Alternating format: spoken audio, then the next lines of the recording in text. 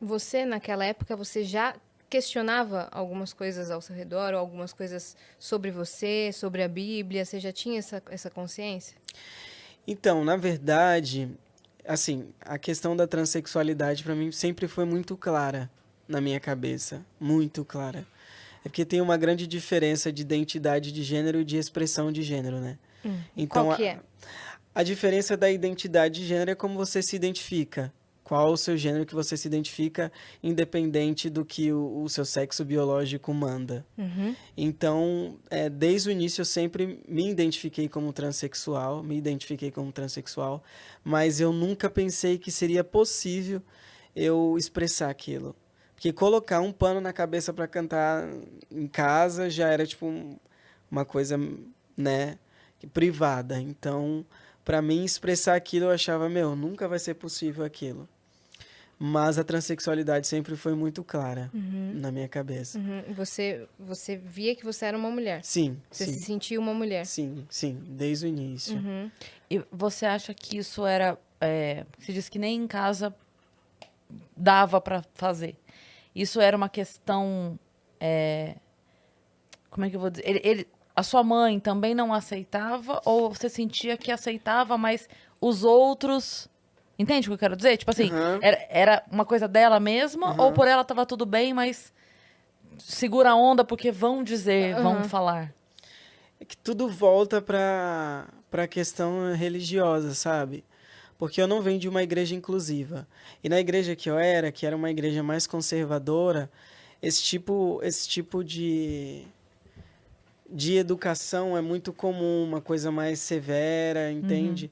Que na verdade a galera fala, eu ouvi muito quando era criança sobre a tal ideologia de gênero. E na minha cabeça a questão da ideologia de gênero tinha totalmente a ver com a identidade de gênero. Na minha cabeça era isso, porque era o que eu ouvia os pastores falando. Na verdade eu entendi que ideologia de gênero é o que a gente vive. Entende? A questão do chá de bebê, da questão do quarto azul para o menino e o quarto rosa para a menina. Então, essa ideologia é o que tem dentro dos lares conservadores. E foi o que eu vivi. Então, essa pressão muito grande de tipo assim. Eu tenho a mão quebrada, totalmente. De punho mesmo. A minha amiga tá aqui, ela sabe. Então, tipo assim, Desmunhecada, se diz. desmunhecada. Então, eu já andava assim, desmunhecada, e minha mãe já vinha. Vamos firmar essa mão, entende? Mas é comum. Uhum. Infelizmente é comum isso. E também toda a pressão de tipo, o que que a galera vai pensar? Eu não posso fazer. Você não tem possibilidades, amiga. Essa é a verdade. Você não tem muitas possibilidades. Uhum. Caraca, então sua família já percebia, mas não Ah, queriam ver. sim, com Ou certeza. tentaram te corrigir em algum momento? Ah, todo momento, com certeza. Nessa fase da minha transexualidade, de poder externalizar tudo isso, eu tenho recebido inúmeras mensagens de todos os níveis que você imaginar. Tipo, ameaça de morte, todos os Que níveis. você já recebia antes. Imagina agora. Sim, com certeza. Agora, tipo, intensificou muito mais. Uhum. E o que que acontece? As maiores religiões do mundo são catequistas. O cristianismo, o catolicismo, o islamismo e algumas outras. E, normalmente, as igrejas que têm um intuito de ser missionário, de fazer com que as pessoas acreditem num Deus verdadeiro, e normalmente esse Deus verdadeiro é o Deus delas, né? Então, normalmente, são religiões catequistas. E, tipo assim, quando você lê a Bíblia, pelo menos na minha visão, você vê que Cristo não era catequista. O que que é ser catequista? É meio que você forçar alguém a tentar entender a sua visão.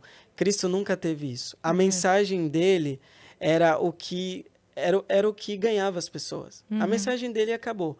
Ele não fazia a questão de adular ninguém, de Sim. forçar ninguém a nada, porque a mensagem dele não precisava disso. Uhum. Então eu não entendo, por exemplo, como a Igreja Católica, quando a gente vê na história, entre a cruz e a espada, onde a Igreja Católica matou inúmeros povos indígenas, entendeu?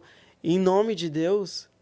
E a gente vê tantas coisas que a religião, infelizmente, faz com essa visão catequista, sendo que a mensagem de Cristo nunca foi assim, Sim. entende? Outro dia eu vi um post do Padre Fábio de Mello que eu achei tão incrível. Ele tem postado pequenos vídeos, assim, com algumas mensagens.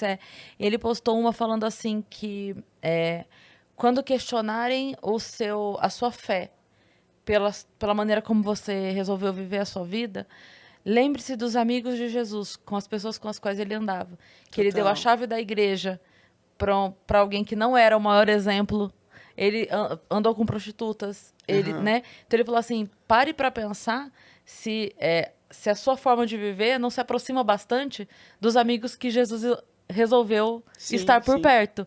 Então, assim, quando tentarem te distanciar da tua fé pela maneira como você vive a tua vida, pensa se, na verdade, a tua fé não te aproxima muito daquelas pessoas que Jesus escolheu para ter perto dele, né? Sim, sim.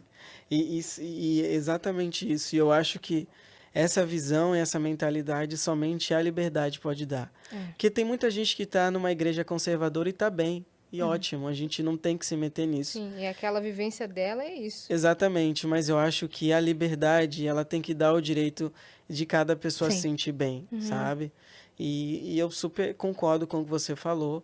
E Cristo tinha uma vida secular, entende? Ele andava com uma galera muito doida, entendeu? Então eu acredito muito em Cristo até hoje, na mensagem que ele passa. E até hoje eu levo muitos ensinamentos dele para minha vida, assim. E eu acho muito massa. Eu não tenho nenhuma religião hoje, mas assim, algumas coisas fundamentais eu ainda levo comigo.